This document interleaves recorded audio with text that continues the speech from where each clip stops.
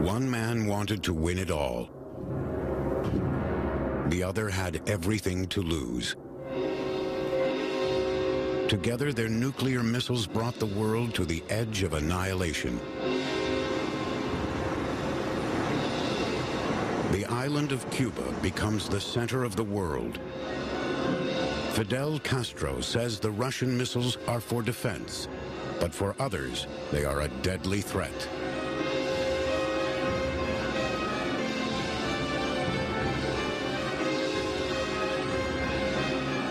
For 15 days in October 1962, the world is on edge.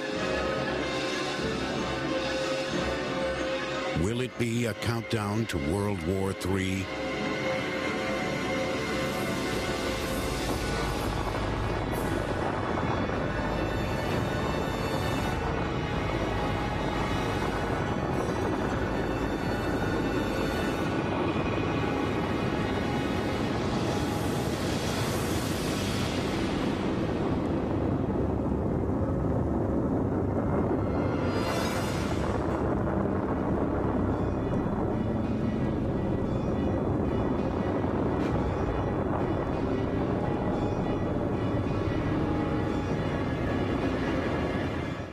On October 22nd, 1962, President John F. Kennedy broadcast a special message to the nation from his office in the White House. Here is President Kennedy as he delivered that message, bearing on recent events in Cuba. 10 seconds to go. Never before have so many waited so anxiously for the words of an American president. Good evening, my fellow citizens. This government, as promised, has maintained the closest surveillance of the Soviet military buildup on the island of Cuba. Within the past week, unmistakable evidence has established the fact that a series of offensive missile sites is now in preparation on that imprisoned island. To halt this offensive buildup, a strict quarantine on all offensive military equipment under shipment to Cuba is being initiated. All ships of any kind bound for Cuba, from whatever nation or port, will, if found to contain cargoes of offensive weapons, be turned back. The message was we were determined to get the missiles out, and we were prepared to fight to get them out. But in the meantime, there is a period where we're not going to fight. We're going to impose a quarantine, and that's implied a time for negotiation. Should these offensive military preparations continue, thus increasing the threat to the hemisphere, further action will be justified. I have directed the armed forces to prepare for any eventuality.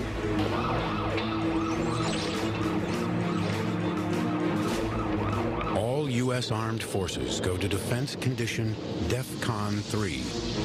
It's just 2 levels away from war, but still no more than a threatening gesture.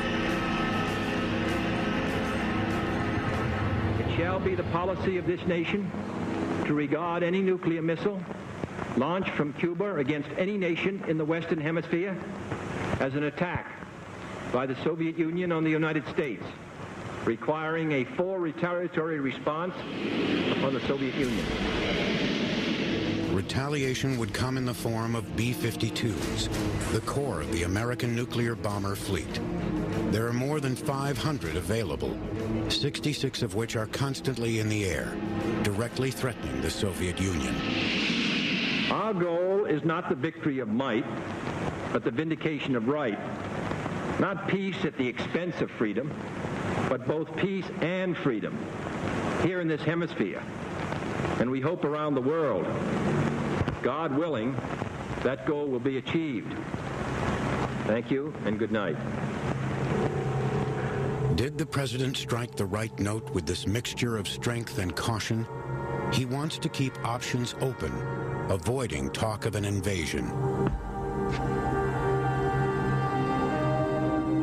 In Havana, Cuban officials hear Kennedy's speech, and a conference of leading party figures is called. They're now in a heightened state of alert. Although Kennedy didn't mention an invasion, he did talk about further measures. Cuba has to be prepared for every possibility. On the first day, we mobilized 170,000 men. In total, there were over 250,000 warriors in the trenches. Socialismo o muerte. Socialism or death.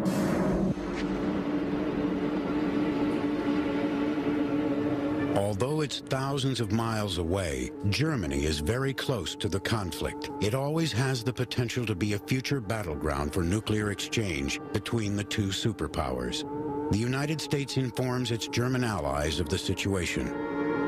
Late-night talks are held with German Chancellor Konrad Adenauer. His opinion is clear. Do not back down on any account. Now is the time to drive a wedge between Castro and Khrushchev. One of Adenauer's ideas was that Castro's role should be played up, because making Castro out to be the bad guy would give Khrushchev the opportunity to back down without losing face. I think that was Adenauer's basic concept. He was a sly fox, you know. Adenauer's advice was that Kennedy must follow through on what he has announced. Too much time has already gone by. Castro has been allowed to do as he pleases for too long. The same goes for Khrushchev, who divided Germany with a wall. The German leader believes the balance of power will be disturbed if Kennedy fails to act resolutely.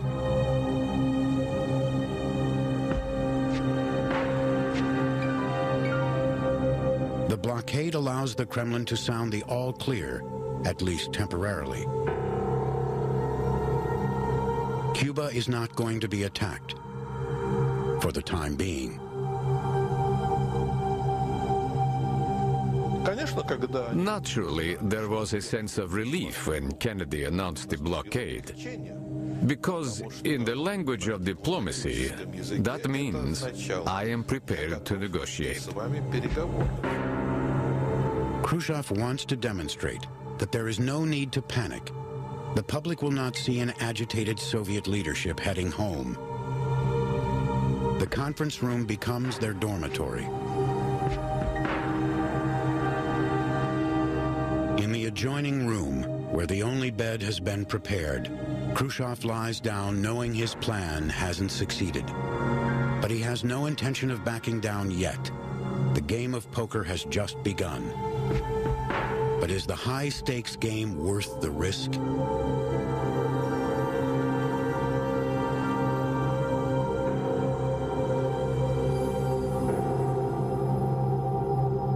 This is where the decisive showdown will take place. Kennedy's armada is moving into position. 60 heavily armed ships form a ring of steel and cannons. Will it be impenetrable? We had heard the president say that we were going to intercept shipping. So the very first question that the commanding officer of the VSOL directed at me was, Commodore, what do I do if we intercept a ship approaching Cuba and he refuses to stop when I ask him to stop? Standard procedure is a single shot across the bow. If this doesn't stop the ship, then guns are fired to disable it. And finally, the ship is boarded. But wouldn't the firing of guns mean war? It was a mistake, I think, not to have considered before the imposition of the blockade what exactly were to be the rules of engagement for our ships. It's possible that there could have been a very serious international incident. A single ship, a single captain, a single pilot acting prematurely could trigger all-out war.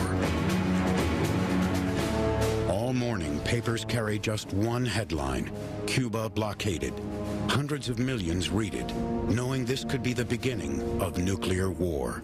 There was great concern for the families in those days. I can recall when I got off alert that Tuesday following President Kennedy's address, telling my wife to prepare a survival kit, blankets, medicines, and all kinds of paraphernalia, put it in the automobile, be prepared to move at a moment's notice, watch the news, stay abreast of what was going on, and to be ready to move in short notice. Move in short notice, but where to? Would any place be spared if nuclear weapons were deployed? Which corner of the earth will be left intact when the world fell victim to man's whims? When a single flash destroys a world that took millions of years to create.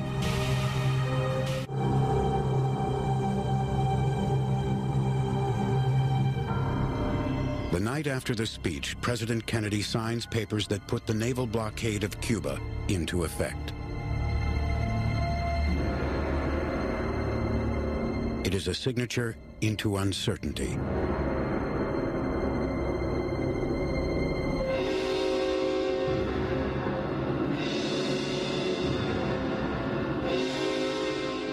"7,000 miles to the east, Kennedy's Soviet adversary spends the night at the theater.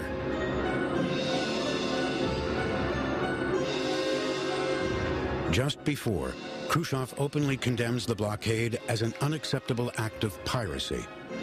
But now he is going to enjoy the opera. Mussorgsky's Boris Godunov. The story of Tsar Boris, who rids himself of another Tsar. Is it a message of sorts?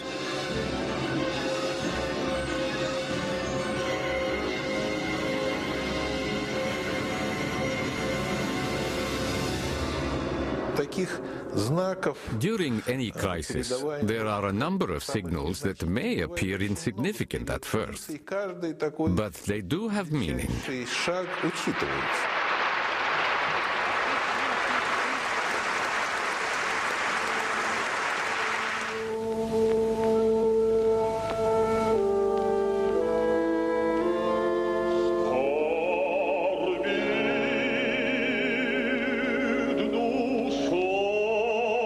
My soul is in torment. There is an unknown fear within me, a terrible premonition. The man singing the words in Russian is an American on tour. He is going to have champagne with Khrushchev afterward and drink a toast to world peace. Look at this. Even though a blockade has been announced, we are chatting with an American opera singer. That was our way of indicating that we also wanted to negotiate.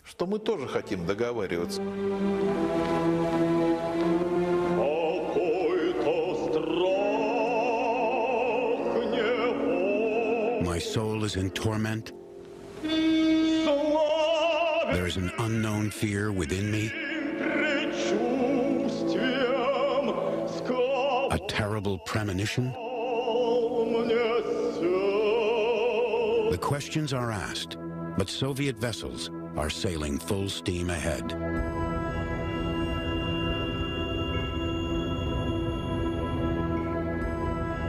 And the Soviet ships were approaching that quarantine line with no indication that they were going to do anything other than continue towards Cuba. If they try to violate that quarantine line, are we going to be the first to use military force? About 20 Russian ships are still heading for Cuba. One loaded with nuclear warheads reaches its destination just minutes before the American blockade closes. What will happen to the others? We were sitting there looking at the television pictures. Our ships 10 miles away, then 5 miles away. It was like an American Western.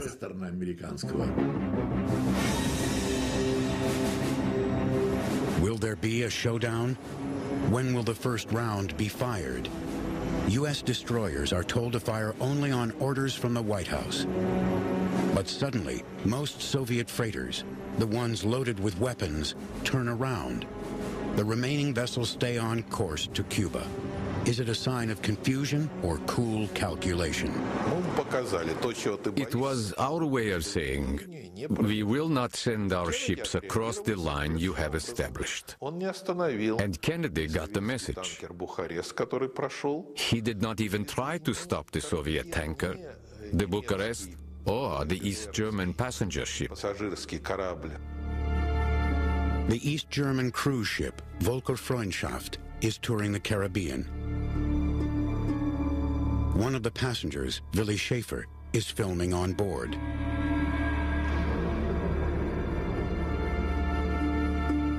Inadvertently, the cruise ship becomes a blockade buster.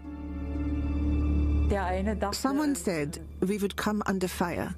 Some people were expecting that to happen, while others said, oh, it's not that serious. We've got the Russians behind us, and they'll make sure the Americans don't get too close. Everyone had a different opinion, and nobody really knew.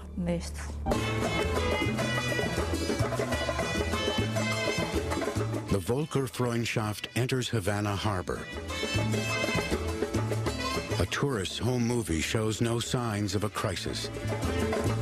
The people on board have no idea that they too are part of a risky game with high stakes. It was like in a bazaar, where someone tells you the price is $300, and you offer $3, and then you have to settle somewhere in between. A calculated risk. Khrushchev's threat to use submarines was known to some in the Politburo, but not to the sailors on board. Khrushchev said that if the Americans were going to act like pirates, he would tell our subs to sink their ships. But we didn't know he had said that.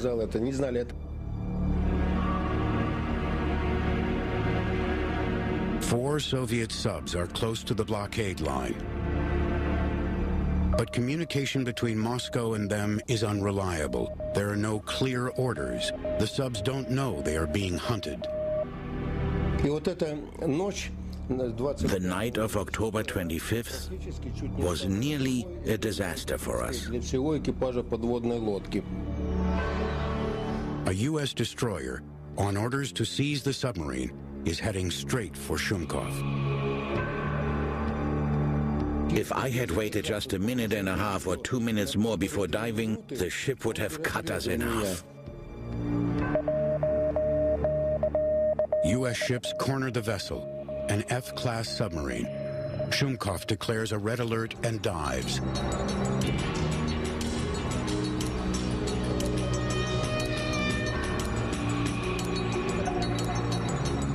A cat-and-mouse game begins. The ship is armed with 22 torpedoes. Will Shumkov use them?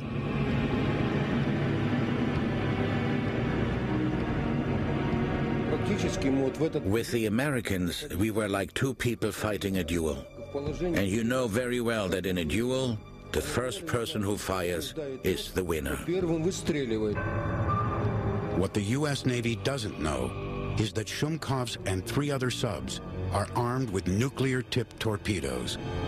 The world is unknowingly on the brink. This button is too close to being pushed. It's inconceivable to me. And when we learned that, we later learned that the submarine commander was likely to be out of communication with Moscow, and almost certainly was out of communication. And under those circumstances, he had authority to launch if he believed it necessary. He could have started a world nuclear war. We were that close. That's not wise management that avoided nuclear war. That's luck.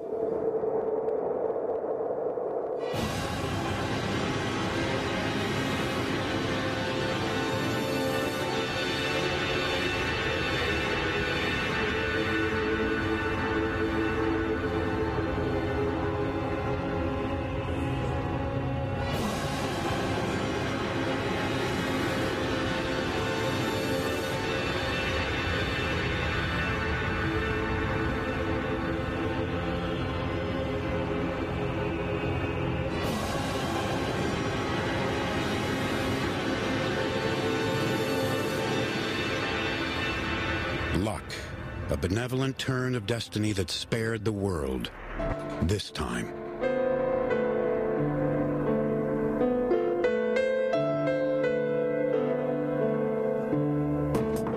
New York City, symbol of the American dream.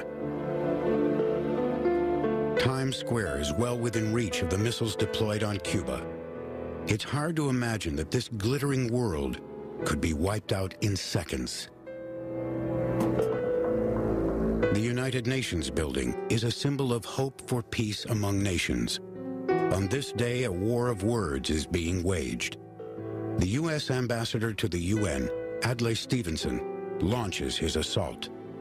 Stevenson, a man of peace, was in his best form when he gave the speech in the UN and challenged Zorin to say yes or no. Let me ask you one simple question. Do you, Ambassador Zorin, deny that the USSR has placed and is placing medium and intermediate range missiles and sites in Cuba? Yes or no? Don't wait for the translation, yes or no?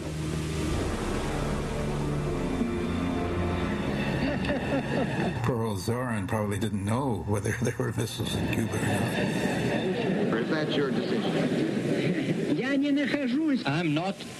I am not in an American courtroom, sir, and therefore I do not wish to answer a question that is put to me in the fashion in which a prosecutor does. In due course, sir, you will have your reply. And you can answer yes or no. You have denied that they exist. I want to know if I've understood you correctly.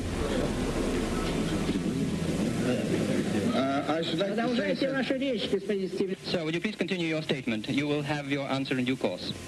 Continue your statement, please. You will receive the answer in the due course. Do not worry. I'm prepared to wait for my answer until hell freezes over, if that's your decision. Like Ambassador Dobrynin in Washington, Zorin at the United Nations knew nothing at all about it. When the Americans asked, "Do you have missiles on Cuba?" and they replied no, they were telling the truth as far as they knew, because they hadn't been informed.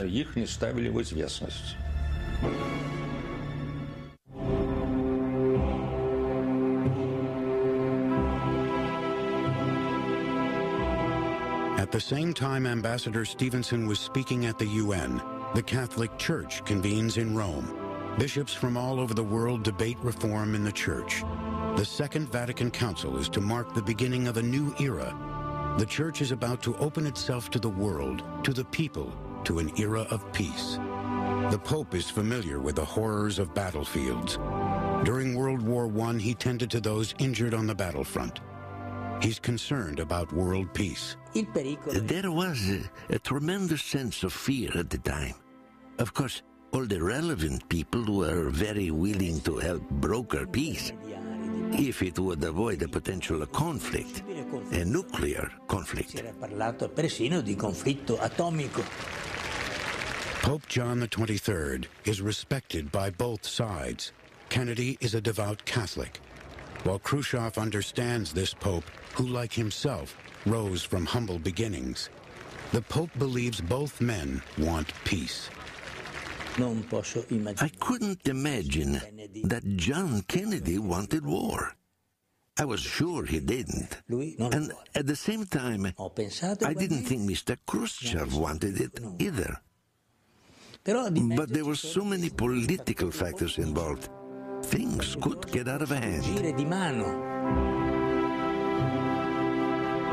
The Pope has to act to help prevent this conflict from spiraling out of control. Pope John sends messages to both Kennedy and Khrushchev, as well as to the people of the world. I call on the heads of state to not ignore the universal cry for peace. May they do everything in their power to save the peace. By doing so, they will avoid the horrors of war, whose dire consequences no one can accurately predict. That same afternoon, Khrushchev receives the Pope's message. Did his words impact the decisions of the atheist Soviet leader? Khrushchev is beginning to understand. By now, people in the Kremlin realized that it was not entirely up to Kennedy to decide the final outcome.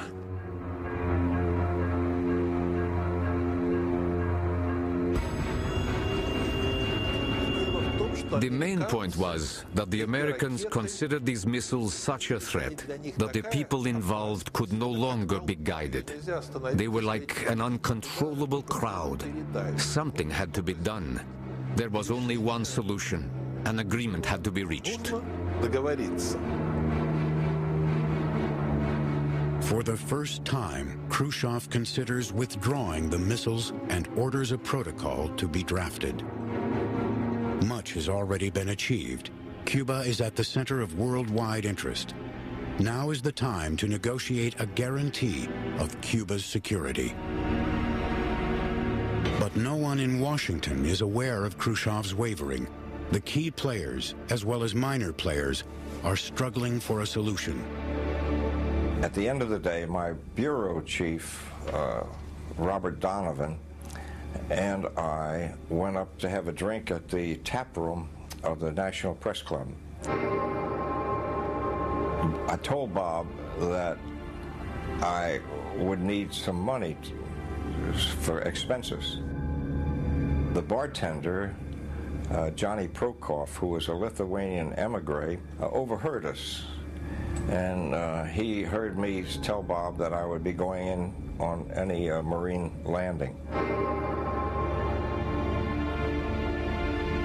He went down to the other end of the bar, and there was a Soviet press agency task man. He was also KGB. So Johnny, I think, was taunting, was teasing and saying, ha, ha, ha. You know, the Marines are going to go in, and you really guys, you're going to get it now. I think that's what happened. I got a call later at my office. Would I have lunch with the Konyenko, the #2 man at the Soviet embassy? And I said, of course. So we had lunch across the street, and we had a long conversation in which he was clear to me, he was pumping me, he was trying to get as much information out of me as he could. I had decided to frighten them, to tell them how serious I regarded the situation. So I told him emphatically, President Kennedy is not speaking lightly. He means what he says.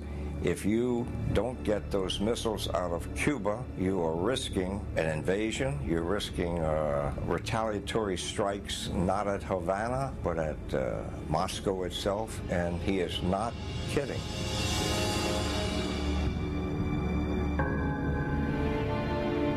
By the next morning, the Washington bar talk reaches the Kremlin.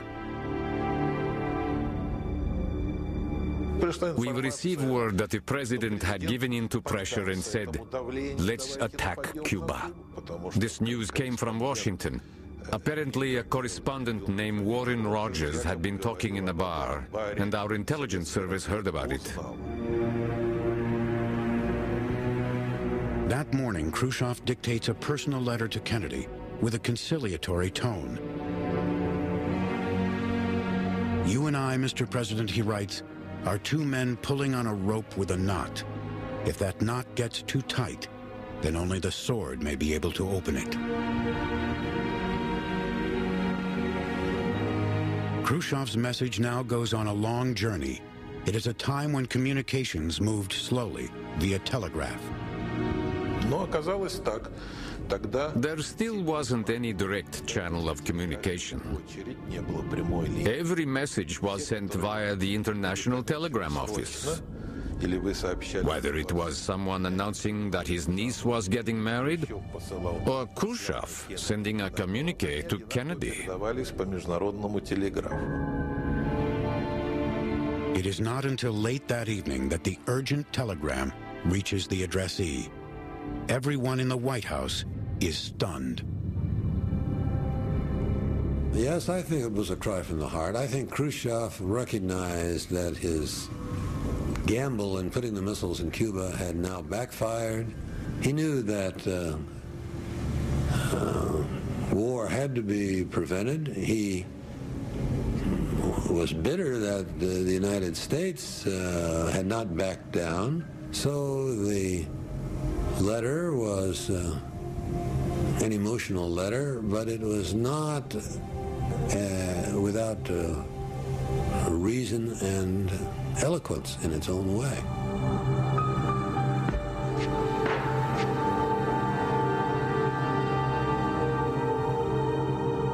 In Havana, no one knows about Khrushchev's message to Kennedy. In the evening, Fidel Castro meets the Soviet ambassador.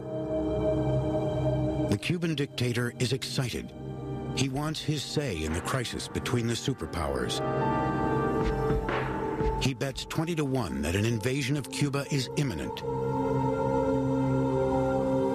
A lot of drinking goes on that night. Eventually, Fidel drafts a letter to Khrushchev. Castro sent a letter where he actually said that Cuba had to be protected, and if necessary, the missiles should be used. He was ready to sacrifice his country for the cause of socialism. The Soviet troops on the island think that a strike is imminent. Most expect the United States to launch an attack. They prepare for combat. The Soviet commander on the island, Isa Pliev, orders the wooden crates containing nuclear warheads moved closer to the missile sites. Without waiting for orders from Moscow, on the night of October 25th, Pliev distributed nuclear warheads to the units under his command. Then he informed Moscow. Are events spiraling out of control? The people know little about what's going on. The Caribbean is far away.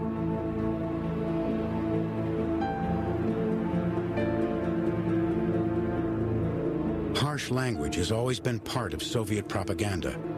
So who can really tell if war is imminent?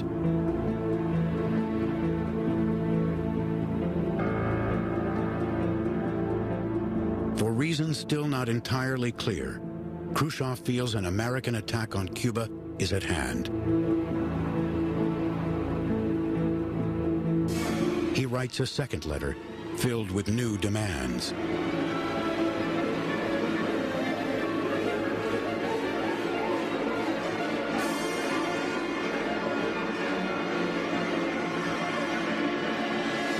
And it said, you take those missiles out of, those Jupiter missiles out of Turkey, or we won't take the missiles out of Cuba. That we could not accept. Did this mean that Khrushchev was now beginning to tighten up demands, and was it the start of a slippery slope? Would it mean that if we began to get into negotiations, every other day there would be some new demand added? Another question that was raised was, is this really Khrushchev? Speculation, conjecture, misunderstanding. What does one side know of the other? How far apart are Washington and Moscow? Uncertainty in Washington gives rise to fear.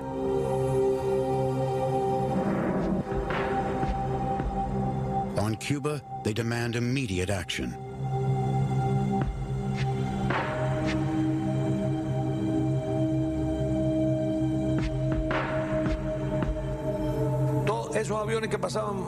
The planes flying overhead were a great source of annoyance. They were an insult. We had anti-aircraft power to deal with them, a lot of it. Machine guns and cannons all ready to fire. But the surface-to-air missiles are under Soviet command. These are state-of-the-art high-tech weapons, what the U.S. pilots feared most. October 27th, Major Rudolph Anderson pilots a U-2 for another reconnaissance mission over Cuba. And then the target appeared. Target 33. The Soviet command in Cuba is on edge.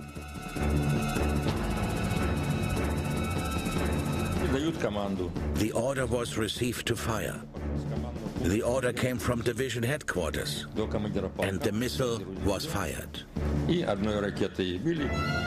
Without Khrushchev knowing, Captain Antonietz receives the command to fire. Major Anderson's aircraft is tracked by radar. It is 10:20 a.m. You usually know they fired it, and then you look for it with the drift sight. You can see it as it comes up. It's actually, the missile itself is bigger than the U-2. 10:21.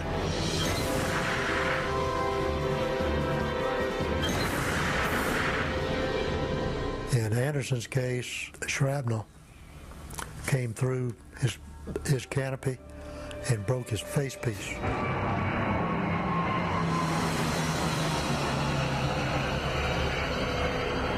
You just explode yourself. As they say, he came out through the facepiece. Is this finally war? We believed if the Soviets shot it down, they would do it intentionally, intending to escalate the conflict. And therefore we said, when we authorized the flight, we will not even meet if it's shot down. We will immediately attack. It was shot down. Thank God we met, and we decided not to attack. This is the debris of Major Anderson's U-2. He is the first victim of the crisis.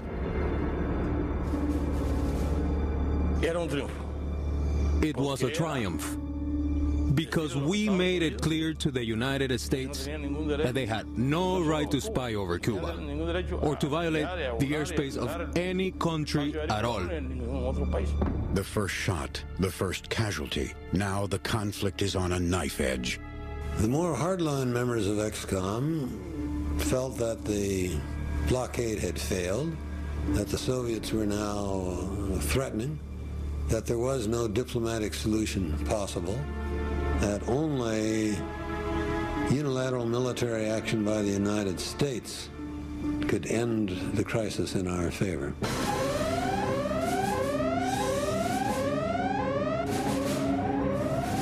Everyone is ready to move. For days, Strategic Air Command has been at the highest state of alert. The next step would definitely mean war. 1/8 of America's nuclear bomber fleet is now constantly airborne. Refueling takes place at 5,500 feet. Tuesday morning, we had every aircraft in our unit.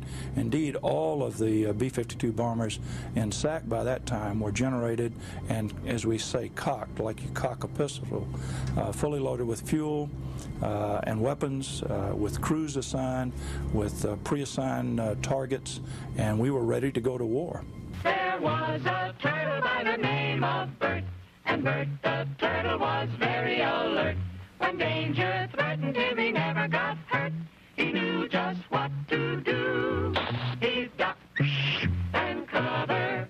This civil defense campaign is repeated over and over on American television. Time, we must be ready every day, all the time, to do the right thing if the atomic bomb explodes.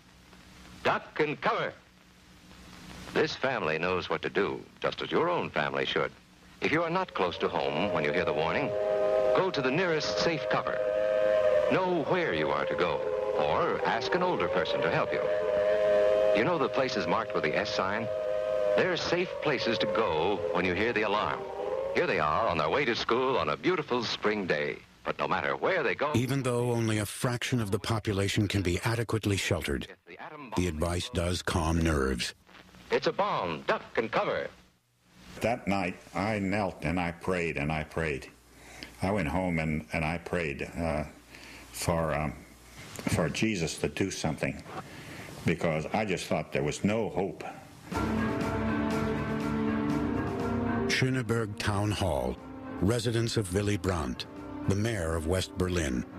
Here there is fear that the western zones of the divided city might soon be seized by the Soviet and East German armies.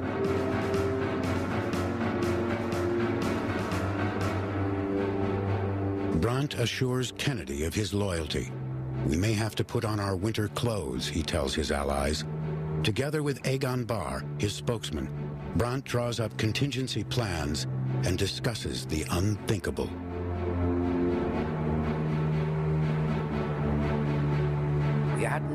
We had the impression the moment of truth had come, that everything was at stake.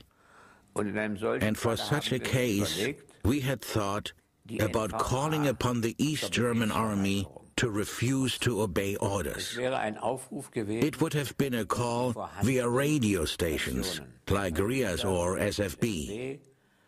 People were so eager for news via the radio in those days that it would have spread throughout East Germany. We already had this experience on June 17th.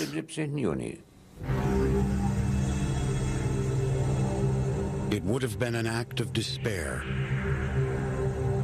From a military point of view, the walled-in city is already on lost ground. In it, 15,000 Allied troops are surrounded by hundreds of thousands of Soviet and East German soldiers. Behind the fence, Khrushchev is deciding on war or peace. Should he stand firm or compromise? He knows that the resolution of this crisis could soon fall into the hands of the military.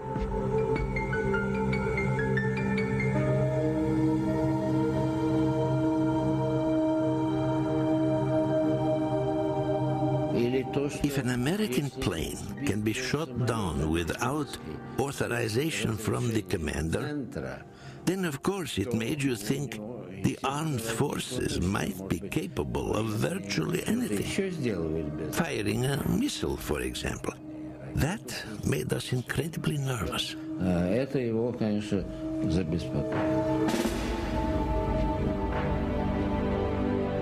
In these dramatic hours, a top-secret meeting is scheduled in Washington.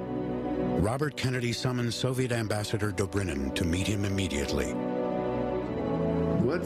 On the evening of October 27th, Kennedy called to ask whether I could see him. I said I would. His study was quite a mess. There was a blanket on the couch, and he looked rather disheveled and agitated. He said to me, "All our military experts in the Pentagon are unanimous in asking the president to authorize an armed response. You are continuing work on the missile bases. As a result, we shall be forced to attack you. This is a warning. That will mean war, and we don't want war, but what else can we do? We're helpless. But if you abandon work on those missile bases, I can assure you, we will not attack Cuba. Not now, and not in the future either. We need an answer in the next 2 days. We can't wait any longer." So I said, "And what about the question of the United States Jupiter missiles?" And he just looked at me and said, "If that's the only point at issue, I'm sure we can find a solution."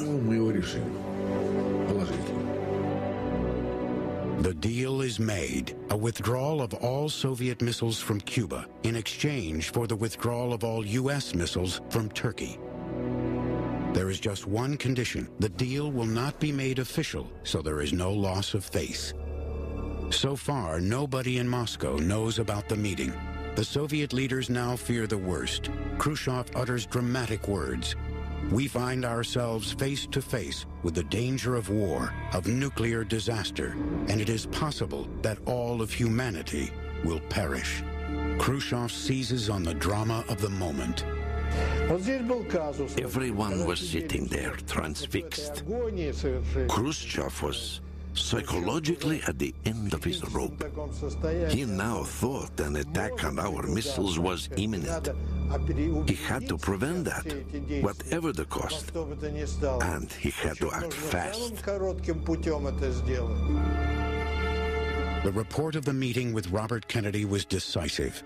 A letter announcing the withdrawal of the Soviet missiles is drafted in record time and unanimously approved by the Politburo. It is supposed to be read over the radio, the fastest way to get the message out.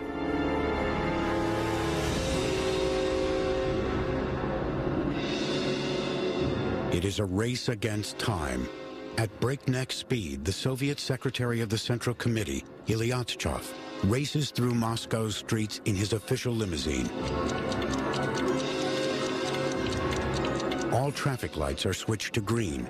The message must be broadcast before the situation escalates.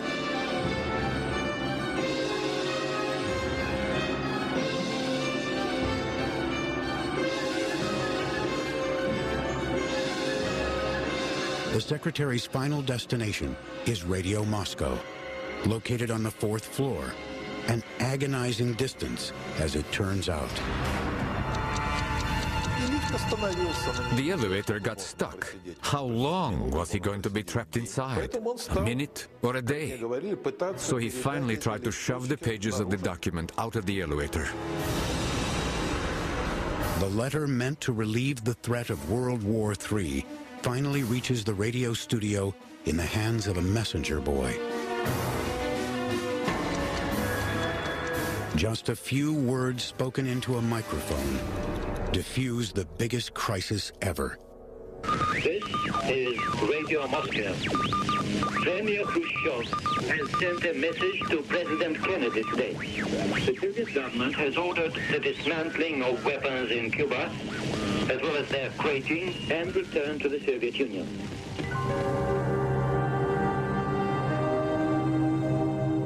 Never before had mankind come so close to nuclear Armageddon.